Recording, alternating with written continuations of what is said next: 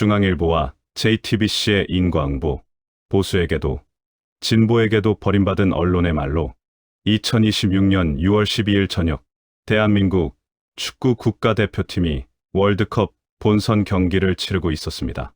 그 경기를 단독으로 생중계하던 방송사가 바로 그날 206억 원을 갚지 못해 채무불이행을 선언했습니다. 그 방송사의 이름은 JTBC. 그리고 사흘 뒤 이 회사의 모태이자 한때 한국 보수 언론의 상징이라 불리던 중앙일보마저 어음을 막지 못하고 부도를 냈습니다. 언론사가 부도났다는 소식 자체도 충격적이었지만 더 충격적인 건 따로 있었습니다. 이 몰락을 지켜보는 여론의 반응이었습니다. 안타까움이 아니라 차가운 침묵, 그리고 일부에서는 노골적인 조소였습니다. 보수에게는 더 이상 우리 편이 아니다라는 낙인이 찍혔고, 진보에게는 원래 한 번도 우리 편인 적이 없었다는 불신이 남아 있었습니다. 한 언론 제국이 어떻게 양쪽 모두의 신뢰를 잃었을까요? 현대 언론사에서 가장 드라마틱한 몰락 중 하나로 기록될 사건, 중앙그룹과 그 핵심 계열사인 중앙일보, JTBC의 이야기입니다. 이 영상은 단순히 한 기업이 빚을 갚지 못했다는 경제 뉴스가 아닙니다. 60년 넘는 세월 동안 정권이 바뀔 때마다 논조를 바꾸며 줄타기를 해온 한 언론사가 결국 그 줄에서 발을 헛디뎌 추락하기까지의 과정입니다. 오늘 영상은 크게 7단계로 구성됩니다. 중앙그룹의 탄생, 노무현 정부 시절의 첫 번째 변절, 종편, 출범과 손석희라는 도박, 조국 사태로 시작된 균열, 윤석열 정부에서의 또 한 번의 변신, 그리고 그 끝에 찾아온 진짜 재정 위기의 실체, 마지막으로 이 모든 것이 말해주는 교훈까지 차근차근 짚어보겠습니다. 이야기는 1960년대로 거슬러 올라갑니다. 1964년 5월, 삼성그룹 창업주 이병철은 동양방송, 약칭 TBC를 개국합니다. 그리고 이듬해인 1965년 9월, 중앙일보를 창간합니다. 신문과 방송을 한 지붕 아래 두는 당시로서는 파격적인 미디어 제국의 출발이었습니다. 하지만 이 제국은 오래가지 못했습니다. 1980년, 신군부는 이른바 언론통 폐합을 단행합니다. 동양방송은 강제로 KBS에 흡수되어 간판을 내렸습니다. 군사정권의 강압 속에 방송을 빼앗긴 중앙일보 입장에서는 권력에 의해 한 번 직접적인 피해를 입은 경험이기도 했습니다. 이후 중앙일보는 조선일보, 동아일보와 함께 한국 보수 언론의 3대 축으로 자리 잡습니다. 이른바 조중동. 한겨레 출신 기자였던 정연주 전 KBS 사장이 처음 사용한 이 표현은 이후 수십 년간 한국 보수 언론을 통칭하는 대명사가 됩니다. 1999년 중앙일보는 공식적으로 삼성그룹에서 분리됩니다. 하지만 범삼성가라는 꼬리표는 끝까지 떨어지지 않았습니다. 진보 진영이 훗날까지 중앙일보와 그 계열사들을 의심의 눈초리로 바라보게 되는 가장 근본적인 뿌리가 바로 여기에 있습니다. 조중동은 시장에서 절대적인 지배력을 가진 신문들이었습니다. 가장 많이 팔리고 가장 많이 읽히고 보수 정치권과 가장 가까운 거리에 있는 매체. 이때까지만 해도 중앙일보의 정체성은 명확했습니다. 여기서 한 가지 짚고 넘어갈 대목이 있습니다. 중앙일보의 사주 가문은 이병철 창업주의 사돈인 홍진기 전 내무부 장관 집안으로 이어집니다. 그의 아들이 바로 홍석현 회장입니다. 신문사 하나가 단순한 언론사가 아니라 거대 재벌가의 가풍과 인맥, 자본력이 응축된 또 하나의 가업으로 출발했다는 의미입니다. 이런 태생적 배경은 이후 두고두고 재벌의 목소리를 대변하는 신문이라는 비판의 근거로 소환됩니다. 실제로 중앙일보는 창간 이후 수십 년간 법인세이나 노동시장 유연화, 대기업 규제 완화 같은 경제 이슈에서 시장주의적이고 친기업적인 논조를 비교적 일관되게 유지해왔습니다. 정치적으로는 진영에 따라 논조가 흔들렸지만 경제 이슈에서만큼은 한결같았다는 평가를 받는 이유이기도 합니다. 그러나 이때까지만 해도 중앙일보의 정치적 정체성에 의문을 제기하는 사람은 많지 않았습니다. 그 명확했던 정체성에 처음 금이 가기 시작한 건 의외로 보수 정권이 아니라 진보 정권 시절이었습니다. 2003년 노무현 정부가 출범한 이후 중앙일보 사주였던 홍석현 회장이 주미대사로 임명되는 일이 벌어집니다. 그런데 흥미로운 건 그 시점부터입니다. 정권과 사주 일가 사이에 인연이 생기자 중앙일보 지면에서 정권에 대한 비판 논조가 눈에 띄게 잦아들기 시작했다는 평가가 나옵니다. 보수 언론이 보수의 가치를 지키기 위해 비판을 절제한 게 아니라 사주 개인의 정치적 이해관계에 따라 논조가 흔들렸다는 해석이 가능한 대목입니다. 이때부터 일부에서는 조중동에서 중앙일보를 빼고 조동이라 부르는 표현이 등장합니다. 든든한 한 축이라 믿었던 동료가 정권과의 거리두기 한 번으로 보수 진영 내부에서조차 의심의 대상이 된 것입니다. 이 사건이 갖는 의미는 단순한 해프닝이 아닙니다. 언론사가 수십 년에 걸쳐 쌓아 올린 신뢰라는 자산을 사주개인의 정치적 거래카드로 사용할 수 있다는 선례를 남긴 것입니다. 그리고 이 패턴은 앞으로 우리가 살펴볼 모든 사건에서 형태를 바꿔가며 계속 반복됩니다. 권력과의 거리는 가까워졌다, 멀어졌다를 반복했지만 그 거리 조정의 기준이 원칙이 아니라 유불리였다는 의심. 이 의심의 씨앗은 이때 처음 뿌려졌고 20년 가까운 세월이 흐른 뒤 거대한 나무가 되어 이 언론사를 무너뜨리는데 일조하게 됩니다. 위험한 도박, 종편과 손석희, 진보의 심장을 사다. 2009년 이명박 정부는 신문과 방송의 겸용을 허용하는 미디어법 개정을 강행합니다. 진보 진영은 언론 권력의 사유화라며 국회에서 몸싸움까지 벌이며 격렬히 반대했습니다. 국회 본회의장 점거, 의안 상정을 막기 위한 몸싸움, 직권 상정 강행까지 이어진 이 싸움은 한국 정치사에서도 손꼽히는 격렬한 충돌 중 하나로 기록됩니다. 진보 진영의 논리는 명확했습니다. 가뜩이나 신문 시장을 장악한 조중동에게 방송 채널까지 쥐어주면 여론 형성 권력이 한쪽으로 완전히 쏠릴 것이라는 우려였습니다. 결국 법은 통과됐고 2011년 12월 종합편성 채널 4곳이 동시에 출범합니다. TV조선, 채널A, MBN, 그리고 중앙그룹의 JTBC였습니다. 우려했던 대로 4개 채널 중 3곳은 누가 봐도 또렷한 보수 색채를 띄었습니다. 출범 초기 JTBC는 처참했습니다.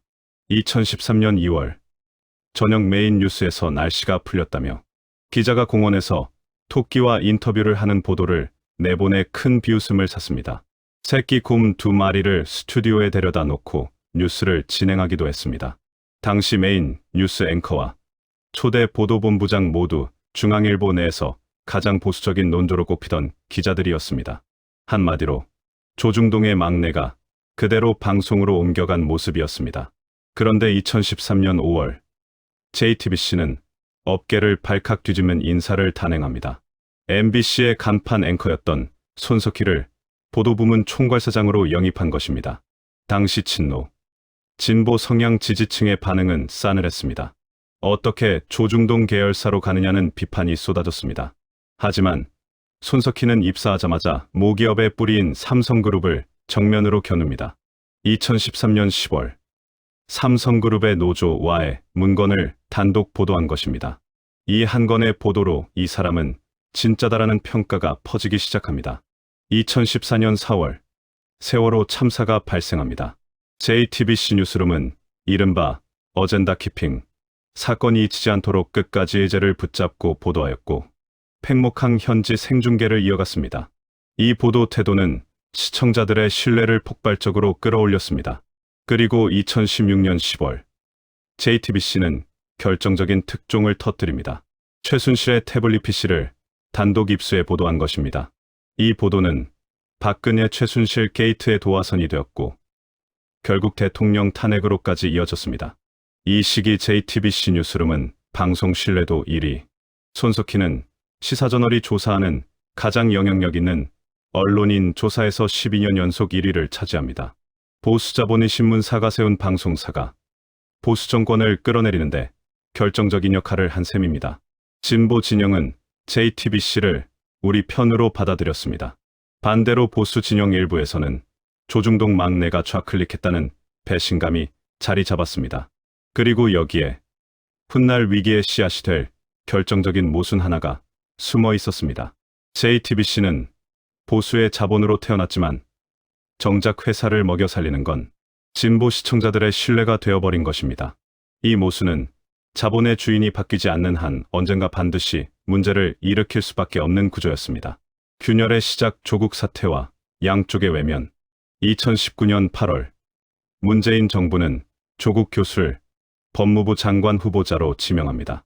그러나 그의 자녀 입시 비리 의혹이 불거지며 부모 찬스, 현대판 음서제라는 비판이 전국으로 확산됩니다. 한국 사회를 둘러가른 최악의 진영 갈등 중 하나였습니다. JTBC는 이 의혹들을 비판적으로 보도했습니다. 그러자 강경한 친조국 지지층으로부터 즉각적인 반발이 터져 나왔습니다. 손석희도 결국 검찰 편이었다. 조중동과 다를 게 없다는 비난이 쏟아졌습니다. 결과는 명확한 수치로 나타났습니다. 친민주당 성향 시청자들이 대거 이탈했고 상당수가 MBC 뉴스데스크로 옮겨갔습니다. JTBC 뉴스룸의 시청률은 이때부터 내리막을 걷기 시작합니다. 그런데 정작 보수 진영의 반응은 차가웠습니다. 이제서야 본색을 드러냈다는 냉소였을 뿐 JTBC를 다시 받아들이는 분위기는 전혀 형성되지 않았습니다. 진보의 신뢰는 잃고 보수의 신뢰는 돌아오지 않는 상황. 양쪽 모두로부터 버림받는 첫 번째 신호탄이었습니다. 2020년 1월 2일 손석희는 결국 뉴스룸 메인 앵커 자리에서 물러납니다. 앵커가 편집권과 인사권, 예산권까지 모두 쥐고 최종 책임을 졌던 한국 방송 역사상 유례없던 실험이 막을 내린 순간이었습니다. 손석희가 빠진 자리는 메워지지 않았습니다. JTBC 메인 뉴스 시청률은 지상파는 물론 같은 종합 편성 채널 중에서도 꼴찌권으로 추락합니다. 2021년 손석희는 총괄사장직에서도 물러나 순회 특파원으로 자리를 옮겼고 2023년 9월 끝내 JTBC를 완전히 떠납니다. 그리고 공교롭게도 그가 퇴사를 발표한 시점 JTBC는 약 100명 규모의 희망퇴직과 권고사직을 단행합니다. 이미 이때부터 재정난의 그림자가 드리우고 있었던 것입니다. 흥미로운 건 이 무렵 JTBC도 나름의 자구책을 시도했다는 점입니다. 2021년부터는 대장동 도시개발사업 특혜 의혹을 단독으로 꾸준히 보도하며 더불어민주당에 대한 비판도 서슴지 않았고 시사 토론 프로그램의 보수와 진보 진영, 정치인의 출연 비율을 동등하게 맞추는 등 균형을 되찾으려는 시도가 분명히 있었습니다. 적어도 한동안은 종합편성 채널 중에서 비교적 중립적인 시각을 유지한다는 평가도 받았습니다. 문제는 그 균형이 오래가지 못했다는 데 있습니다. 최후의 줄타기 윤석열 정부와 또 한 번의 변신. 2022년 윤석열 정부가 출범합니다. 초반 JTBC는 선명한 반윤 색채를 띠지는 않았습니다. 동시에 민주당과도 일정한 거리를 두는 다소 애매한 포지션을 유지했습니다. 그러다 2024년 10월부터 분위기가 달라집니다. 윤석열 정권을 둘러싼 여러 의혹들을 집중적으로 보도하기 시작했고 점차 선명한 반윤 기조로 돌아섭니다. 그리고 시청률도 조금씩 반등할 조짐을 보입니다. 그리고 2024년 12월 3일 비상계엄 사태가 터집니다. JTBC의 시청률은 이 시기를 기점으로 폭등합니다. 이후 JTBC는 확고한 반윤석열 노선과 함께 친민주당 성향까지 동시에 강화해 나갑니다. 2025년 21대 대통령 선거 이후에는 이런 논조가 더욱 강해졌다는 평가가 나옵니다. 이 일련의 흐름을 두고 일각에서는 JTBC를 권력의 풍향계라고 부릅니다. 정권이 강할 때는 적당한 비판적 거리를 두다가 정권이 흔들리는 순간 그제서야 선명하게 한쪽 편에 서는 행보가 반복됐다는 지적입니다. 같은 시기 모기업인 중앙일보 역시 비슷한 흔들림을 겪고 있었습니다. 홍정도 발행인 체제에서 좌클릭 논란이 계속됐고 보수 진영 일각에서는 더 이상 보수 언론이 아니다라며 절독을 요구하는 항의 전화가 빗발쳤다는 보도도 나왔습니다. 결국 이 시점에서 두 매체가 처한 상황은 명확했습니다. 진보 진영에서는 조국 사태 때를 잊지 않는다는 근본적인 불신이 여전히 남아 있었고 보수 진영에서는 어차피 좌클릭한 회사라는 낙인이 굳어져 있었습니다. 어느 진영의 지지자도 완전히 내 편이라 믿어주지 않는 회색지대. 두 언론사는 정확히 그 자리에 갇혀 있었습니다. 하지만 이 모든 정치적 신뢰 추락보다 더 직접적으로 이 회사를 무너뜨린 건 다름 아닌 재무제표였습니다. JTBC는 2019년부터 무려 7년 연속 적자를 기록했습니다. 2025년에 와서야 가까스로 소폭 흑자로 전환했지만 그동안 쌓인 누적 결손금은 이미 회사의 체력을 갉아먹은 뒤였습니다. 드라마 등 콘텐츠 제작에 막대한 투자를 이어갔고 콘텐츠 자회사의 인수합병과 투자 확대로 차익 규모는 계속 불어났습니다. 결정적인 한 방은 스포츠 중계권에 대한 올인 베팅이었습니다. JTBC 계열 피닉스 스포츠는 2026 북중미 월드컵, 2030년 100주년 월드컵, 그리고 2026 밀라노 동계올림픽부터 2032년까지 무려 4차례 분의 올림픽 중계권까지 싹쓸이 계약을 맺었습니다. 월드컵 중계권에만 투입된 금액이 추정 약 1,900억 원에 달합니다. 그러나 현실은 처참했습니다. 지상파 3사와의 재판매 협상이 결렬되면서 JTBC가 단독으로 중계한 2026년 밀라노 동계올림픽 개막식 시청률은 닐슨 코리아 전국 기준 단 1.8%에 그쳤습니다. 막대한 중계 비용을 고스란히 떠안은 셈입니다. 북중미 월드컵 중계권은 막판에 KBS 재판매가 성사됐지만 MBC, SBS와의 계약은 끝내 불발됐습니다. 기대했던 수준의 투자금 회수에는 미치지 못한 결과였습니다. 여기에 콘텐츠리 중앙의 자회사인 메가박스도 발목을 잡았습니다. OTT의 확산과 극장 산업 침체 속에 5차례 넘는 자금 수혈에도 살아나지 못했고 모기업 콘텐츠리 중앙의 부채는 1조 원을 넘어섰습니다. 미디어 환경 자체의 구조적 변화도 결정타였습니다. 2025년 국내 총광고비 가운데 방송 광고는 전년 대비 14% 감소한 2조 7천억 원에 그친 반면 온라인 광고는 6.1% 증가한 10조 7천억 원을 기록했습니다. 여기에 2022년부터 시작된 국내외 금리 인상까지 겹쳤습니다. 중앙일보가 2026년 3월 발행한 회사채 금리는 7.1%, 불과 4년 전인 2022년 발행분의 금리 3.7%와 비교하면 거의 2배로 치솟은 수치입니다. 중앙일보의 순차입금은 2022년 말 1,130억 원에서 2025년 말 2,583억 원으로 2배 이상 늘었고 부채 비율은 같은 기간 182.2%에서 312.9%로 치솟았습니다. 그리고 마침내 2026년 6월 12일 JTBC는 206억 원 규모의 유동화 차입금을 만기에 갚지 못해 채무불이행을 선언합니다. 채권 간 연수의 약정, 이른바 크로스 디폴트 조항으로 인해 총 4개 종목 1,370억 원 규모의 채권이 동시에 기한이익을 상실했습니다.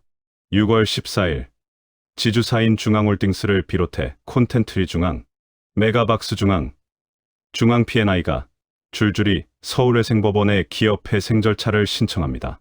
다음 날인 6월 15일에는 JTBC도 동참했고 법원은 보전 처분과 포괄적 금지 명령을 내립니다. 6월 19일에는 모태 기업인 중앙일보마저 한양증권에 제시된 120억 원과 100억 원 규모의 어음을 막지 못해 1차 부도 처리됐습니다. 같은 날 JTBC도 우리은행에 제시된 360억 원 규모의 기업 어음이 1차 부도 처리됩니다. 개인 채권자들은 JTBC 상암동 사옥 앞에 모여 시위를 벌였습니다. 사주가 사재를 내놓아 원금을 보장하라는 요구였습니다. 한 채권자는 이렇게 말했습니다. 언론사라는 간판만 믿고 채권을 샀는데 증권가 전반에도 후폭풍이 일었습니다. 회생 절차 신청 직전까지도 콘텐츠리 중앙에 매수 의견을 냈던 증권사들의 분석 역량과 신뢰성마저 도마 위에 올랐습니다. 한양증권의 익스포저만 JTBC 540억 원, 중앙일보 300억 원 등 총 840억 원에 달하는 것으로 알려졌습니다. 돌이켜보면 위기의 전조는 이미 한 달 전부터 감지되고 있었습니다. 2026년 5월 초 증권가에는 중앙일보 매각설이 찌라시로 퍼지기 시작했습니다. 결국 5월 8일 중앙일보와 JTBC의 상암동 사옥이 매물로 나왔다는 보도가 사실로 확인됩니다. 회사 전체를 적자의 늪으로 끌고 들어간 건 화려한 드라마 제작과 천문학적인 스포츠 중계권 베팅이었습니다.